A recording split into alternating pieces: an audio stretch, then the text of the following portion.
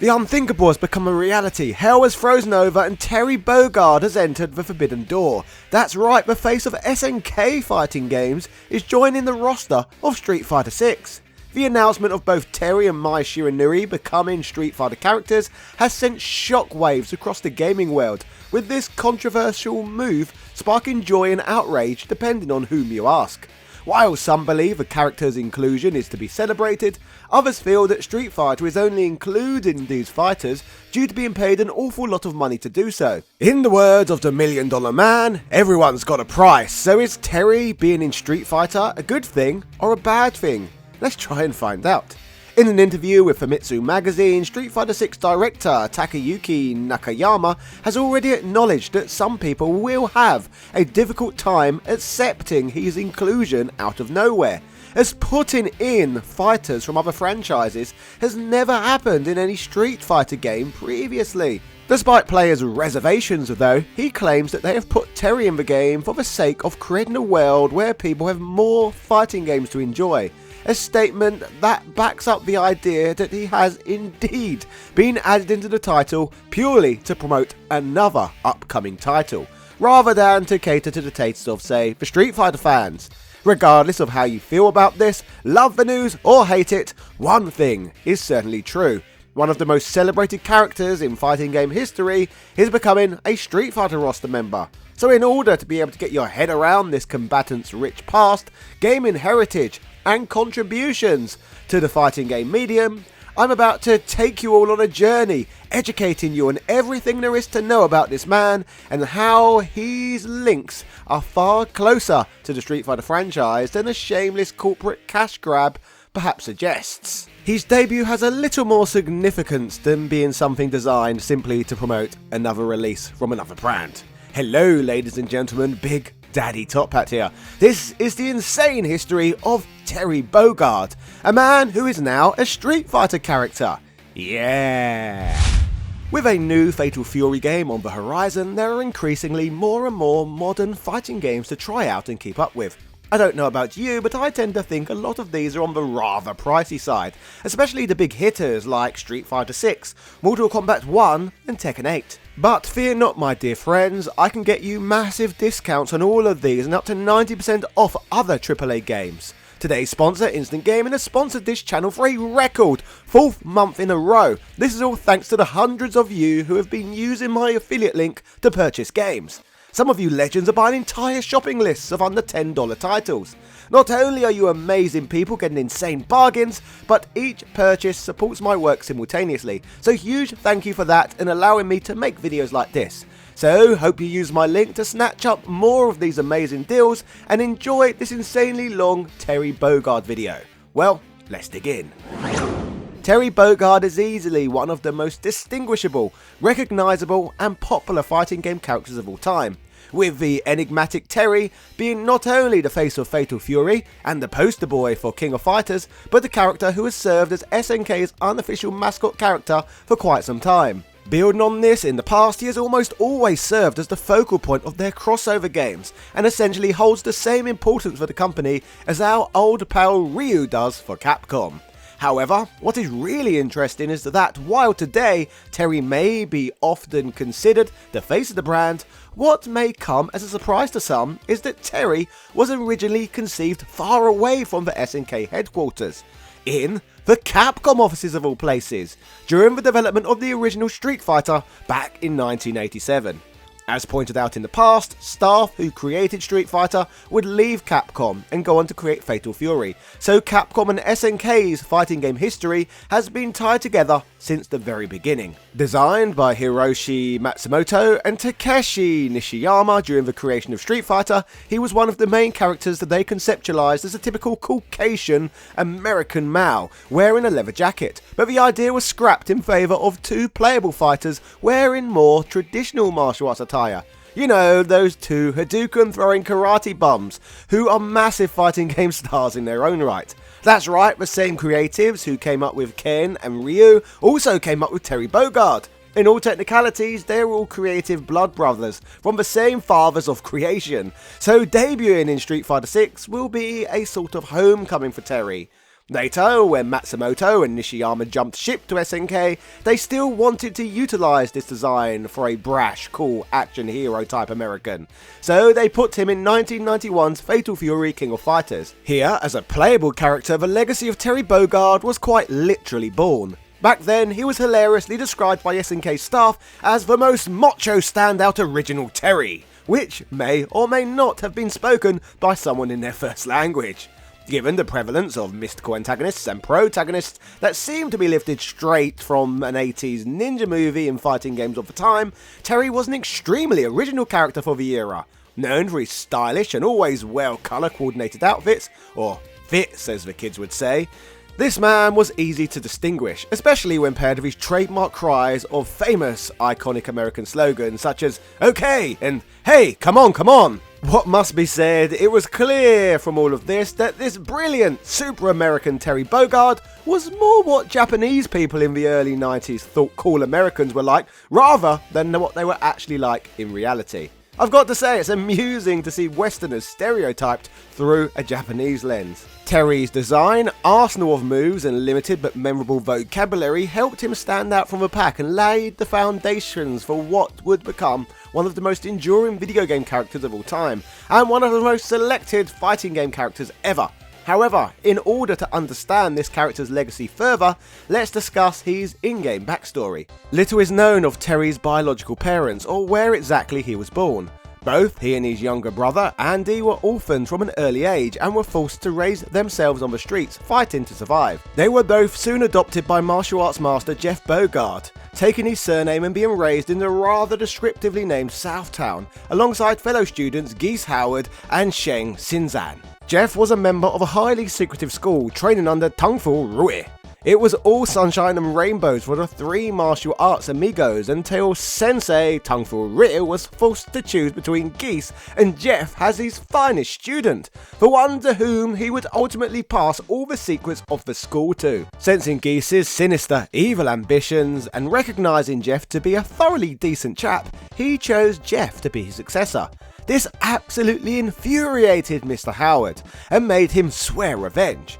Unfortunately for those whom had angered him, unlike most geese, this revenge would not be limited to loud honking or biting, as we are about to see. At the age of just 10 years old, while out walking with his adopted father and younger brother, Terry and his family were abruptly stopped by a car in the middle of the road. Out of the car came a crew of Geese Howard's thugs, attacking Jeff with knives, leaving him badly injured and lying in the street. At that moment, Geese himself emerged from the car, finishing the job and murdering Jeff right in front of Terry and Andy, the evil bugger. This would be the moment that the brothers realised their true calling and dedicated themselves not only to the martial arts, but to getting revenge on the hideously evil and ludicrously named Geese Howard. They knew, however, that the incredibly powerful and skilled dweeb could not be taken down easily, so they made an oath to spend the next 10 years training and preparing themselves to ultimately defeat their adopted father's killer. Taking slightly different routes with their training, Andy chose to study martial arts in Japan to differentiate himself from his older and, let's face it, cooler brother, while Terry remained faithful to the teachings of his father and father's mentor, continuing to develop his style. A decade passed before the now highly skilled Andy returned to Southtown to reunite with his big bro and to start to put their plans of revenge into motion. It was at this time, while visiting their father's grave, that they met Japanese multi-time Muay Thai champion Joe Higashi, who would be the one to inform them of the tournament being organised by their arch-nemesis Geese Howard himself.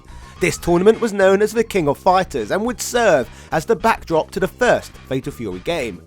The Bogard brothers and their now newfound friend entered the tournament in the hope of taking out the evil Geese. Just to clarify though one last time, this is the evil Geese Howard we are talking about. There are unfortunately no evil living geese in this game. You have to play Untitled Goose Game to get that fix, which is a bloody shame to be honest. As for the first Fatal Fury game itself, created by the same lovely chaps who made the 1987 Street Fighter game, the duo who headed the project would view this as the spiritual sequel to that Street Fighter, seeing release roughly the same time as Street Fighter 2.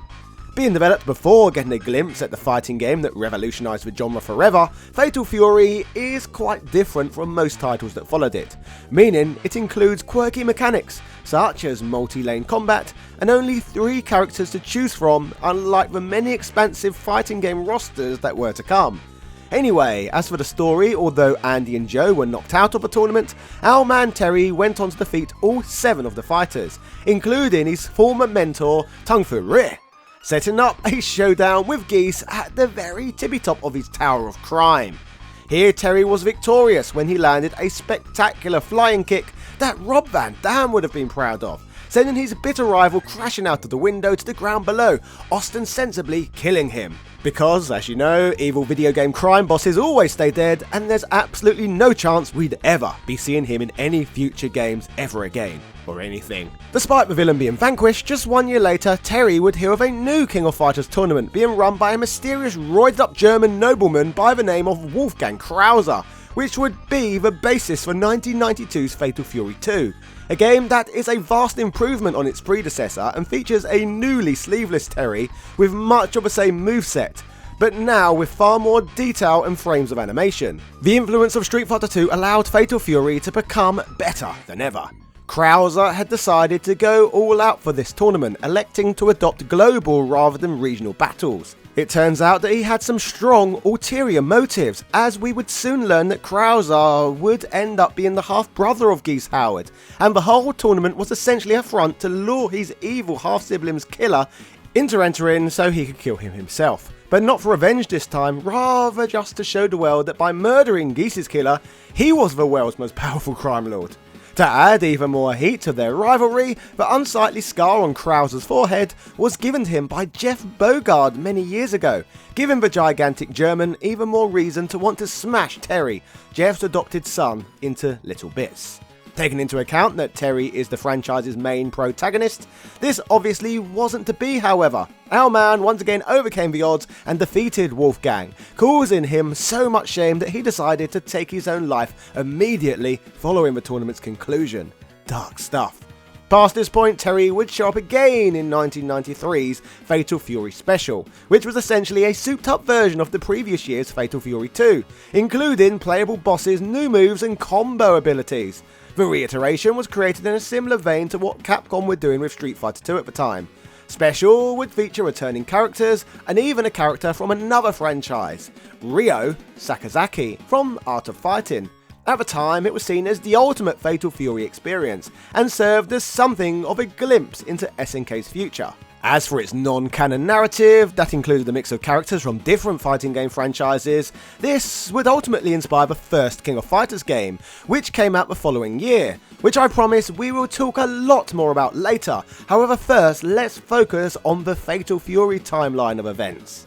After a few years of travelling the globe, meeting new opponents, and honing his skills, the Hungry Wolf found himself involved in yet another tournament, and as the protagonist of yet another Fatal Fury game. Now, I was never quite sure whether he's called the Hungry Wolf because of his unique fighting skills, or just because he's an absolutely massive Duran Duran fan, but I digress. News was beginning to surface that Geese Howard had, astoundingly, but also really not bloody surprisingly, survived his fall and was in fact alive and well. This storyline served as the main crux of SNK's 1995 classic, Fatal Fury 3 Road to the Final Victory, in which we discovered that Geese had used a magical scroll that he was in possession of to survive the fall and speed up his recovery from the injuries he sustained. This scroll was one of the 3 parts of an incredibly powerful artifact that could potentially give Geese the power to take over the world. But what's even bloody worse is that while everybody was distracted with Krauser's tournament, he'd only gone and found the second part as well, leaving only one part of the artifact for him to find. Terry got wind of this and began searching for it himself in an attempt to stop Geese from getting his grubby winged mitts on it. Terry eventually confronts Geese and once again defeats him, but narrowly escapes the battle scene as he is almost trapped in a burning building. Continuing his search for the scroll, Terry defeats Yamazaki and the Jin brothers, standing once again as the champion but still without the final artifact. It turns out that Geese also survived the previously mentioned burning building and managed to escape and locate the scroll for himself, cementing his place as the most powerful man in Southtown. After getting his right-hand man, Billy Kane, to secretly destroy all 3 artifacts so no one else could possibly get hold of them and usurp Geese's position of power, Geese certainly proved himself smarter than most Geese I've ever met. However, the narrative would only begin to become more intriguing from here.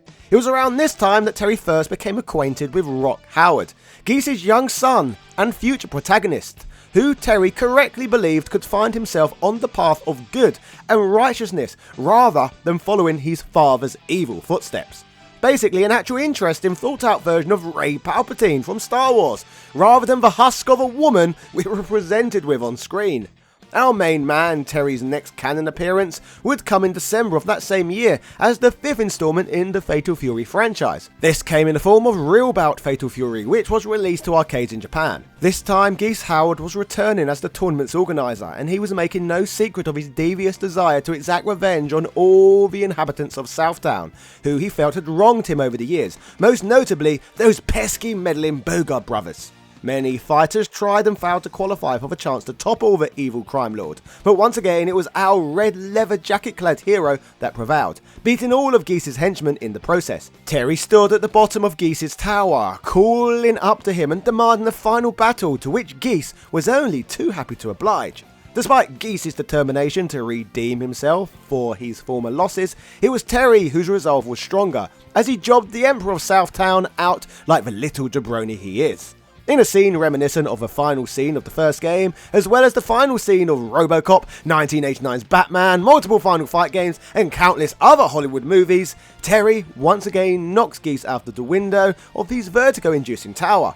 Only this time, he offered out his hand to save him. Being almost as proud as he is evil, Geese rejected Terry's help, pushing his hand away and falling to his untimely doom. This would be the final hurrah for Terry and Geese, at least in the canon story, as Terry's main enemy actually did die in the fall this time and has not, at least at this juncture, made a return. But while this may have been the case, we can't forget a key ingredient in Geese's tale: his son, Rock Howard. As the timeline progressed, being the awfully decent babyface protagonist that he is, Terry felt thoroughly responsible for Rock Howard's newfound orphan status, which is fairly reasonable, seeing as he did just kill his father. Dealing a kinship with the young lad, partly due to being an orphan himself, our hero Terry took Rock under his wing, mentoring him and teaching him how to fight, setting up events for the future. The next time we would see Terry in a Fatal Fury game, however, was 2 years later, in 1997's Real Bout Fatal Fury Special, serving as a souped-up version of Real Bout with all new graphics, a return to the 2-plane fighting system, and an extended roster. The game also continued the theme of non-canon side games, with the inclusion of Wolfgang Krauser and the ubiquitous Geese Howard, among others. Moving through time, the following year would see the final entry in the Real Bout sub-series, Real Bout Fatal Fury 2 The Newcomers, which saw our man Terry once again battle against the non-canon forces of both Geese and Krauser. Continuing on, 1998 would see yet another non-canon entry in the Fatal Fury franchise in the form of a Japanese PlayStation exclusive, Real Bout Fatal Fury Special Dominated Mind. Here we would see Terry going up against the Clockwork Orange-inspired White, who had used his powers of mind control to manipulate the thugs of Southtown, including a man who more than slightly resembles Game Master's Dave Perry, Billy Kane. As the march of time persisted, January 1990 saw a polygonal Terry Bogard retell his original story in the 3D fighter Fatal Fury Wild Ambition, which has been largely forgotten these days, and for good reason. As inauspicious as the game was, it would end up being Terry's final appearance as the main protagonist in a Fatal Fury game. Quite the main event run indeed, but his story would be far from over. 10 years after the death of Geese Howard, the formerly crime-infested city of Southtown is now all peaceful and idyllic, leading to the change in its name to Second Southtown. Most of the original Fatal Fury combatants had hung up their gloves or boots or whatever fighting game characters hang up when they retire. But good old Terry was still as keen as ever to get into fisticuffs, especially with his new training partner by his side, the now all grown up Rock Howard. After hearing about the new King of Fighters tournament titled Maximum Mayhem that was about to go down, Terry and Rock both entered, believing this to be an opportunity to Rock to find out more about his mother. In a rare Fatal Fury face versus face match, Terry and Rock went mano a mano in the semi-final, which Terry shockingly lost. thus handing down the essential protagonist torch to his young protege, and officially ending his run as Fatal Fury's main protagonist. It has been speculated that perhaps Terry allowed Rock to beat him so he could continue on his own quest to seek out answers about his mum. And as Terry has done fewer clean jobs than a prime Hulk Hogan, I can see why people might think that. But I suppose we'll never know for sure. However, before we move on, here's a bit of a weird coincidence. Don't you think it's a bit strange that at WrestleMania 18, another Terry Bollea, aka Hulk Hogan, would pass the torch onto another Rock, as in the Rock Dwayne Johnson? I seriously doubt that the World Wrestling Federation intended to just shamelessly rip off Fatal Fury, but it's a very strange coincidence that is worth pointing out nonetheless. As for the occurrences just spotlighted, all of these events transpired in the ridiculously highly revered Garrow Mark of the Wolves, which came out in 1999 and is still regularly brought up in greatest fighting games of all time conversations, which was a fitting way to end Terry's Fatal Fury story. While this is how things have been for a while, finally 25 years later, we do indeed have another Fatal Fury game on the horizon. Hence the character's promotional appearance in Street Fighter 6. However, Terry's impact on the world of fighting games doesn't just end with Fatal Fury. Oh no, we still have so much more to explore, as the events of those games were just one of the crazy timelines this icon has existed in. So as promised earlier, it's time to discuss King of Fighters. Back in August of 1994, King of Fighters was released, a franchise initially conceived as a crossover game that would bring together characters from various SNK titles, including Fatal Fury, Art of Fighting, Ikari Warriors, and Psycho Soldier. The game differed from other SNK titles as it introduced a team-based system, where players selected a team of 3 fighters to compete in matches. This was different from the traditional one-on-one fighting game format most players had come to expect from the genre. Featuring a separate story from Fatal Fury, the game featured an original story involving an international fighting tournament organised by a mysterious sponsor, Rugal Bernstein. Player selected teams representing different countries to compete in the tournament. When we consider that Terry Bogard is the face of Fatal Fury, you would think that putting Terry in the game would be the most obvious and easy decision to make in the world. However, such an idea was apparently not quite as clean cut back in the day. As for Terry's inclusion in this classic and influential game, Shmupulations would translate an interview with development staff from a book documenting the creation of King of Fighters 94, and in it the developers would discuss their goals for the character and some last minute tweaks added to the game. It states, "In the beginning of the development we didn't think a lot about Terry Bogard, but then Fatal Fury Special was released, and Terry's badassness in that game made him really popular with our staff. And suddenly, he became a character that we focused on and took the time to get right. Everyone on the staff worked really hard to ensure we didn't damage his image from Fatal Fury." Which reminds me, I remember how 2 hours before we had to submit the final version of the game for the Mask ROM production, one of the people responsible for balancing the game made some last minute changes to Terry. He changed his standing strong punch so that its second hit could be cancelled, which made Terry even more powerful than he already was. There was also a lot of arguing about changing Terry's win pose, but we decided it would be something new for people to enjoy in King of Fighters 94. The official King of Fighters anniversary site would add that when the concept of King of Fighters was first formulated, Terry was tacked onto the roster as an afterthought, but his popularity skyrocketed. He became a character who got the designers' utmost attention, and they fretted over various aspects of his character. In the first King of Fighters, Terry became a powerhouse, getting a Super Punch cancel move added to his arsenal, and becoming the fearsome character he is today. King of Fighters games would also give him a number of unique profiles. Standing at 182 centimeters and weighing in at 83 kilograms, he got Type O blood. We would learn that he particularly treasures vintage jeans, club sandwiches, basketball and video games, which largely just further continues to emphasise him as an American stereotype. Oh yeah, and oddly enough they would also add that he dislikes slugs. But then again, who does?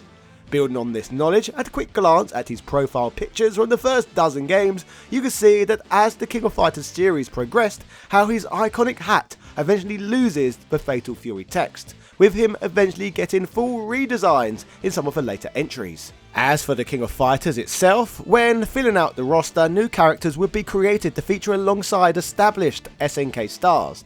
This would of course include the arguable star of this franchise, Kyo, who was intentionally designed to have a personality that contrasted with both Terry and Art of Fighting's lead, Ryo. What's interesting looking back is that Ryo and Terry, alongside the rest of the Fatal Fury and Art of Fighting casts, were added to particularly target an adult audience, while new characters like Kyo were intended to capture younger audiences. A little bit like how we still get cool fighters like Ken and Ryu in Street Fighter today, but have to put up with TikTok using losers in the game like Jamie and Luke, for example. As for what else was new in Terry's alternative reality, SNK would introduce another dramatic story with grand exposition. However, rather interestingly, they would still link it back to the events of what had first transpired in the Fatal Fury series, the original home of the King of Fighters tournament after all. The original game would lay this out, stating the year 1994. Once again, the invitations to the King of Fighters find their ways to the world's most wicked warriors. But the patron of this little party remains unknown. It cannot be Geese, nor can it be Krauser, so who could they be from? Among all the hopes and doubts, the legendary superstars of the fighting world begin to form their mighty teams. What type of battles will these magnificent fighters, which are sure to go down in history, show us? The voltage of the fans' excitement reaches a fevered pitch as the tournament finally approaches its beginning. In this inaugural adventure, Terry would be partnered with Joe and Andy, but not as Team USA, but actually Team Italy, with Team USA being formed by Heavy D, Lucky Glober and Brian Battler, a sports-themed team that would largely fall by the wayside as the franchise goes on. In this opening tournament, the canonical final battle would be Terry facing off against Kyo, with Kyo being the winner. Given that Kyo was effectively the star of this spin-off franchise, it would make the most sense for him to defeat characters from other storylines. With the success of the 1994 entry, SNK would release a new entry less than a year later. The King of Fighters 95 would remove the USA team and replace them with the rival team, featuring Iori Yagami, Billy Kane and Eiji Kisaragi, with Billy being a rival from the Fatal Fury game. Canonically, the USA team's invitation was stolen by the rival team, but at this point the franchise would largely abandon the nationality aspect and theme teams a bit more logically. While there would be a Japan team and a Korea team, the Fatal Fury, Art of Fighting, Akari Warriors and Psycho Soldier teams would each epitomise their own game, with Terry leading the same trio, with Fatal Fury's Mai joining the reductive Women's Fighters team. As 1995 would introduce the team edit feature, characters weren't locked into the same team as before. You could have Terry and Kyo team up with SNK's magical girl Athena if you wanted. But Terry's true challenge would come with the 1996 entry, as the rival boss team would be introduced, featuring both Geese Howard and Wolfgang Krauser, two villains that Terry has defeated at many points in the past. Although, as a reminder, the Fatal Fury games are technically a separate canon. And of course, both are believed to be dead. Despite the boss team featuring two of Terry's iconic rivals, the final battle would be Kyo facing off against Goenitz. The following year's release has the first major change to Terry's plot in the series, introducing Blue Mary to Special Team. Introduced in Fatal Fury 3 Road to the Final Victory, she's aligned herself with the main cast of those games and would become a love interest for Terry. Speaking of love interests, 1999's entry decided to expand the team to 4 fighters, with Mai Shiranui finally joining Team Fatal Fury in her eternal quest for Andy's hand in marriage. Speaking of King of Fighters 99, it actually has 2 endings for Team Fatal Fury. The ending featuring Mai defeating Chrysalid with her impressive victory, leading to the team successfully exiting the base, with a more shocking ending taking place which would feature the apparent death of Terry, with him seemingly being buried in the rubble of the enemy's base. But considering he would be back in the next game, all would turn out fine. As we arrived at the turn of the new millennium, SNK's fortunes were on a downturn, and the King of Fighters 2000 would feature a drastic change to Terry's life. The villainous Zero of the title was responsible for the utter destruction of Southtown, Terry and the gang's home in the Fatal Fury franchise. 2001's entry, developed by Eolith after SNK's bankruptcy, would time skip a year to after the disaster, with Mai Shiranui forming a new iteration of the women's fighters team, bringing Terry's love interest Blue Mary in as the fourth member of Team Fatal Fury. 2002 would be a dream match iteration, meaning no significant plot developments, and 2003 would bring the final entry published on the Neo Geo platform, and the final one named for the year of publication, with Terry's brother Andy abandoning the team to be replaced by Tizok, a professional wrestler from Garo Mark of the Wolves. 2004 would bring about the inaugural entry in the Maximum Impact series, which would bring Terry's then modern brown leather jacket costume into the fold. But the less we talk about the sad 3D entries in the franchise, the better. With the revival of classic 2D fighting from 2005's The King of Fighters 11, Terry's whole team would be upended, with Fatal Fury now featuring Kim Kat-Hwan, and of all people, Duck King at his side. No Andy, no Joe, and Mai was simply a PlayStation 2 exclusive. Where's all of Terry's actual friends in this one? Oh, friend! As we moved on to the next installment, fortunately Andy and Joe would return in 12. But the predefined teams would be abandoned with this entry, effectively a dream match iteration to get solid footing on Xbox 360 and PlayStation 3 era hardware, featuring new sprites. While there wasn't much narrative development on this occasion, 13 would return with a proper story-focused adventure, bringing the original Fatal Fury team back into play. 14 would introduce modern 3D models with 2D gameplay, and Terry's love interest Blue Mary would return as DLC. Here Terry would receive a much more modern look, with a dark red jacket with long sleeves slightly rolled up, but would be abandoned by the time of the next entry, the latest entry in the franchise at the time of this writing, 15, which would bring the series to the Unreal Engine. Over the years, one thing has become clear. When there is a King of Fighters tournament, Terry will be there, recruiting any and all of his friends from Southtown to fight for the championship and ally themselves with the righteous heroes of each arc. But the Fatal Fury crew have their own franchise. They're somewhat here for cameo purposes at the end of the day, and while the events of Fatal Fury 1 and 2 happened in this timeline, the advances of their own adventures are rarely reflected, especially since King of Fighters has largely replaced Fatal Fury as SNK's main fighting title. But nevertheless, Terry Bogard's image has remained as enduring as ever. While prolifically appearing in both Fatal Fury and King of Fighters over the years, what's really interesting is that by this point, I'd take the wild guess that I believe more people have likely encountered this iconic character in different franchises completely. Because you see, the Hungry Wolf is so starving for a fight, he's shown up in countless other video games over the years too. So let's dig into his further appearances, covering perhaps how you, at home, first experienced this character. I, for one, would first encounter Terry in the ambitious Capcom vs SNK crossover games. The first time in history that he would tussle with the cast of Street Fighter and other Capcom stars.